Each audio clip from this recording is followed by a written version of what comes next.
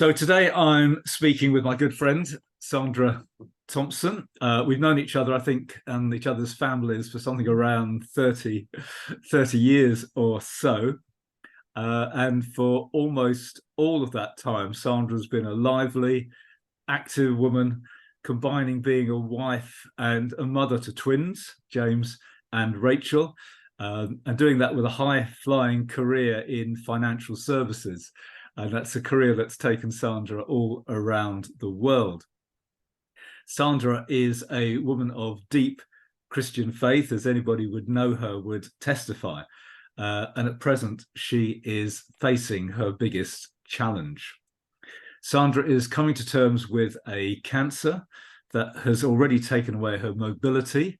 She is now a wheelchair user, and it's a cancer that's likely to take her life. Sandra is keen to tell her story and to share her faith at this time. And we're talking just a few weeks before Christmas 2023. So Sandra, thank you for doing this, for being willing to do this, being very keen to do this. My first question is this. Sandra, how would you describe yourself? Well, first, Peter, thank you for inviting me to this. So it's a great opportunity. How would I describe myself? Well, I think I'd probably think of myself as a kind of ordinary 50-something.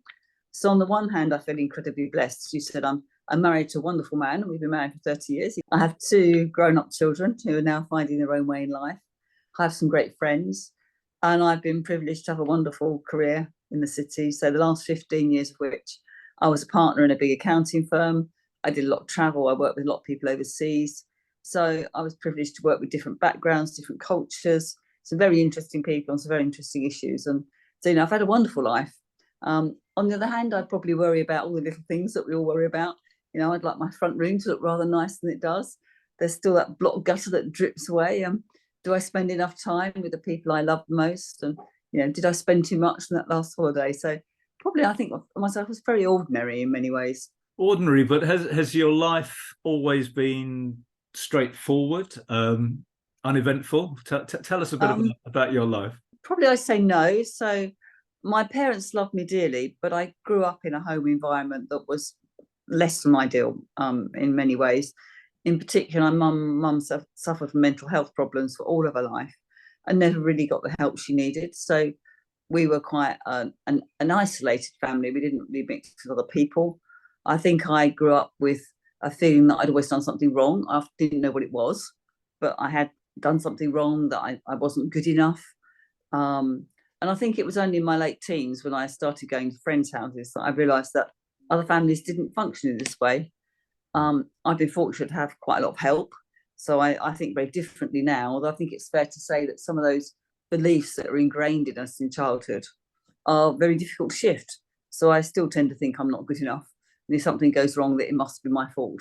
And then I have you choose to listen to a different voice that says, hang on a minute, is that really the case?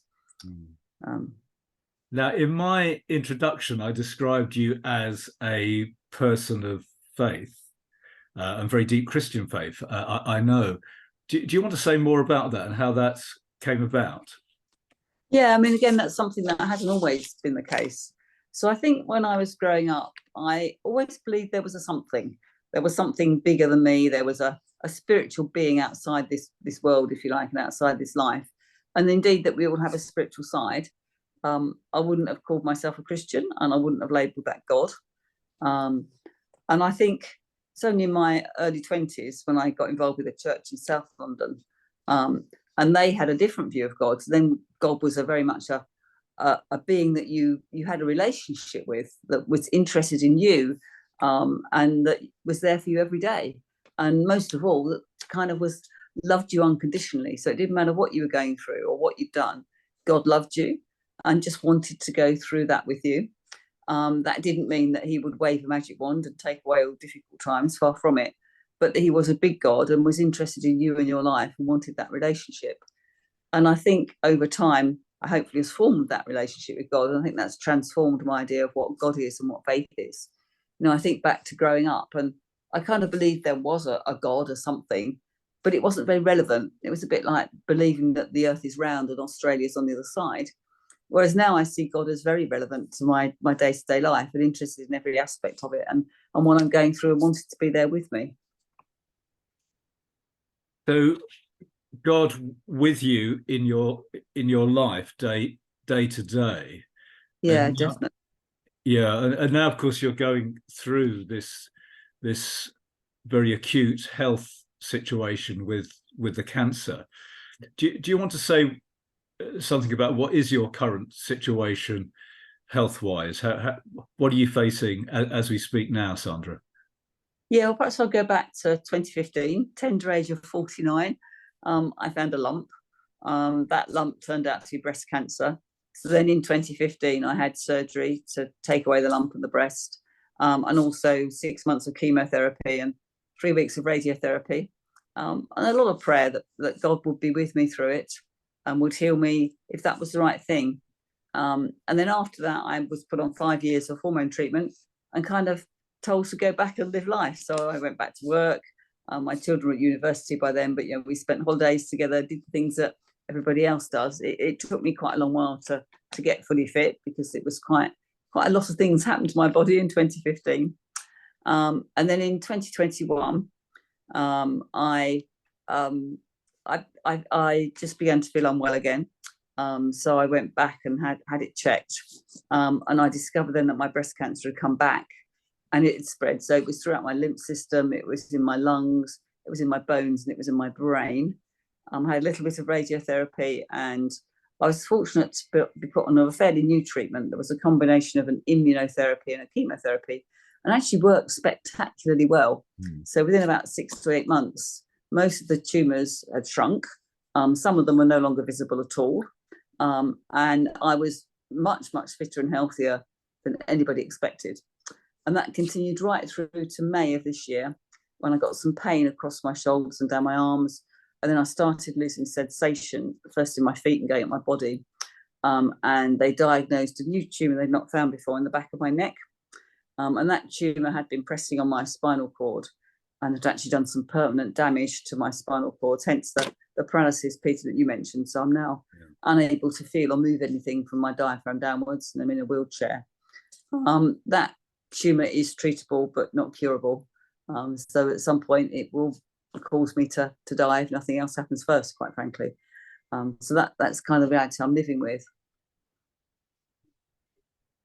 So you're living with the reality of having a tumour that's treatable but not curable, and at some stage, and we don't know when, how soon, how long, will take your life. So you're living with, if you like, death being closer than very many people would have that experience. So as a person of faith, as a Christian, where do you see God in all this? Well, as I mentioned, I always see God as someone who's with me through whatever. And I very much experienced the same in this situation, that God is still there. He hasn't disappeared. Obviously, I didn't expect to die this soon. And there's a bit of me that says, come on, this is unfair. I've got too much life to live, I want to see my kids be married. One of them is married. The other one's going to get married next year. I want to see grandchildren and all things that you hope and expect to see as you get older. But God is still with me, and he's very much there on this journey. And he still loves me unconditionally. And there isn't a solution to this. I can't, God hasn't chosen to heal me for whatever reason. And that's his gift, not mine. But he does still love me, and he's still there. And he hopefully gives me wisdom and courage as I go through this. And I think he's been teaching me a lot about the acceptance, grace to accept the things that I can't change. And there are a few of those now. And the wonderful support of friends, that how valuable friends are, because they also walk this journey with me. So as I walk from this world to the next. Yes, from this world to the next, how do you view death? I think it's almost easier to say how I don't view death, actually. So I certainly don't view death as failure. I mean, if death is failure, then God's not done very well, because everybody in this life has died with the exception of Jesus. And nor do I feel death is the end. I feel we're passing from this life to a better life. And for me, that life is heaven. Now, obviously, I don't really know what heaven's like. It doesn't stop me trying to think about it. But I don't think any human being can really conceive of heaven until you get there. I guess for me, if you take the very best bits of earth, that's like a kind of grubby, ill-formed image of what heaven will be like. So I think there'll be a depth of love and relationship in heaven that we just don't have on earth.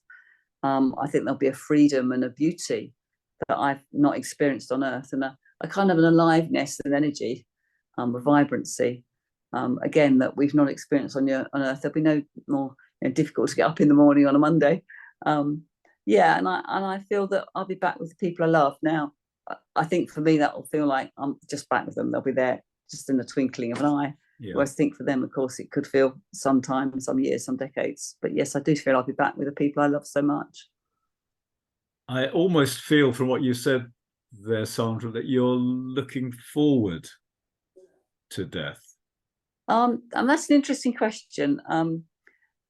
In some ways, yes, I think, because obviously where I am now has difficulties and challenges. I will undoubtedly miss the people I love so much here, and there's the how to get from here to there.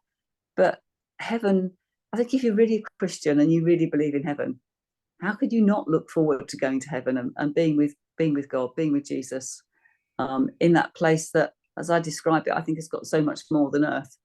So in some ways, yes. In other ways, no. And in some ways, I'm choosing between two great options. I have a wonderful community around me here. I can't do all the things I used to do, but I can still do a lot of them. And I do a range of activities, including some paid work and some unpaid activities that I just enjoy. And then heaven, and that being with Jesus and God, which is also a very attractive option. So not an easy answer to that question, Peter. Okay, so, Sandra, finally, really, anyone listening to this interview or watching this interview, and they may well be struggling with something in their lives, not necessarily cancer, could be a whole range of things, and they've listened to what you've said so far. But what would you say to them? What would you say to them right now as we have this conversation? It's a good question. I think I would encourage them to reach out to God. So I think God loves all of us unconditionally. He longs to be there alongside you, whatever you're going through, and walking that with you. And I think he offers a hope and a peace that nothing else can, quite frankly. So first thing I say is reach out to God. I think the other thing I say is reach out to someone else, maybe friends or family, someone who can be there for you, and can support you through whatever you're going through. I think I have really discovered the amazing support of my friends and family, and it has made the most tremendous difference to me. And in some ways, they're like God's hands on earth, and they're there with me too. So those are the two things I'd say: reach out to God and reach out to someone who can help you.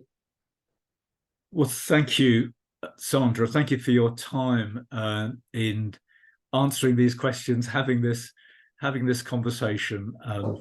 I'm sure we'd all want to be praying for you and for your family at this time, that you may know, as you've already talked about, God's presence with you as you go through what you're going through. And from all of us, our love to you and our thanks for making time for this. So thank you, Sandra. Thank you, Peter, for the opportunity. I really appreciate it. Thank you.